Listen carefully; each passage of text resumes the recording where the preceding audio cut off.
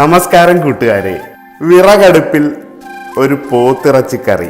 ഇറച്ചി നന്നായിട്ട് കഴുകി വൃത്തിയാക്കി വെക്കണം. ഒരു ചട്ടിയിൽ കുറച്ച് ചുവന്നുള്ളിയും 2 വെളുത്തുള്ളി തൊലിയോടുകൂടി പാതി മുറിച്ചതും പച്ചമുളകും കറിവേപ്പിലയും സർവ്വസുഗന്ധിയുടെ ഇലയും ഒരു ചെറിയ കഷ്ണം പച്ച പപ്പായയും മഞ്ഞൾപ്പൊടിയും ഇട്ട് വെക്കണം.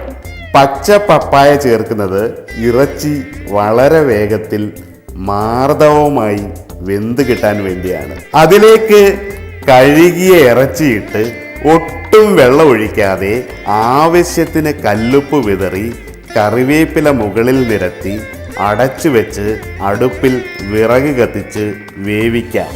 വെളുത്തുള്ളിയുടെയും ചുമന്നുള്ളിയുടെയും പച്ചമുളകിൻ്റെയും കറിവേപ്പിലയുടെയും സുഗന്ധം വെന്ത് ഇറച്ചിയിലേക്ക് ആവാഹിക്കാൻ വേണ്ടിയാണ് ഇങ്ങനെ വേവിക്കുന്നത്. വിറകടുപ്പിൽ ചെറിയ ചൂടിൽ ഇറച്ചി നന്നായി വെന്ത് കിട്ടും.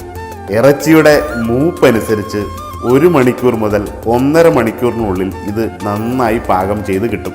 ഇറച്ചിയുടെ നീര് വെന്തിറങ്ങി തനിയെ മസാലകളെല്ലാം മുകളിലെത്തുന്ന നേരം ആവശ്യത്തിന് വെള്ളം ചേർത്ത് വേവിക്കാം. ഇറച്ചി വേവുന്ന നേരം കൊണ്ട് അതിൻ്റെ കറിക്കുള്ള മസാല തയ്യാറാക്കാം.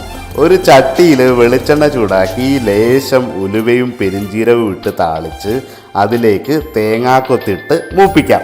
തേങ്ങാക്കൊത്ത് മൂത്ത് നല്ല ചുമന്ന പരുവ് എത്തുമ്പോൾ അതിലേക്ക് ചെറുതായി അരിഞ്ഞ ഇഞ്ചിയും വെളുത്തുള്ളിയും ചേർത്ത് കൊടുക്കാം. വെളുത്തുള്ളി ഒന്ന് വാടി വരുമ്പോൾ അതിലേക്ക് അരിഞ്ഞ സവാളയും ചുവന്നുള്ളിയും ചേർത്ത് നന്നായിട്ട് വഴറ്റണം. ഇറച്ചിക്കറിയുടെ മസാലയ്ക്കായി മുളക് പൊടിയും മല്ലിപ്പൊടിയും കുരുമുളക് പൊടിയും വേണം. സവാളയും ചെറിയുള്ളിയും നന്നായി വാടി വരുമ്പോൾ അതിലേക്ക് ഈ മസാലപ്പൊടി ഇട്ട് തുടരെ ഇളക്കി ചെറിയ ചൂടിൽ 2 മിനിറ്റ് നന്നായിട്ട് റോസ്റ്റ് ചെയ്യണം. ആ മസാലയിലേക്ക് വിറകടുപ്പിൽ നന്നായി വെന്ത് സോഫ്റ്റായ ഫ്ലേവർഫുള്ളായ ഇറച്ചിയും അതിൻ്റെ വെള്ളവും ചേർത്ത് കൊടുക്കണം. എരിവുള്ള മസാലക്കൂട്ടിലേക്ക് മഞ്ഞളിൻ്റെയും ചുമന്നുള്ളിയുടെയും വെളുത്തുള്ളിയുടെയും സുഗന്ധം നിറഞ്ഞ ഇറച്ചി അങ്ങനെ ലയിച്ച് ചേരും.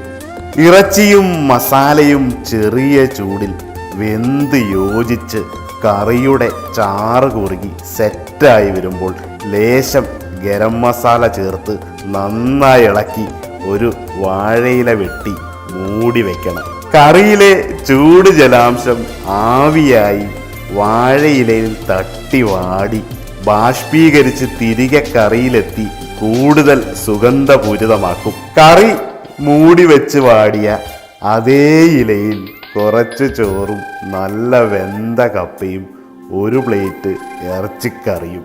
വേവിച്ച കപ്പ കൈവിരളാൽ ചാറിൽ മുക്കി 1 കഷണം ഇറച്ചിയോടൊപ്പം കഴിക്കണം. സത്യം, രുചി ദേവതകൾ നാവിൻ തുമ്പിലെത്തും. ഇറച്ചിക്കറി ഈ രീതിയിൽ എല്ലാവരും ഒന്ന് ട്രൈ ചെയ്യണം. അപ്പൊ പറഞ്ഞ പോലെ ഒരുപാട് സ്നേഹങ്ങൾ വാരി വിതരണം. Thank you so much.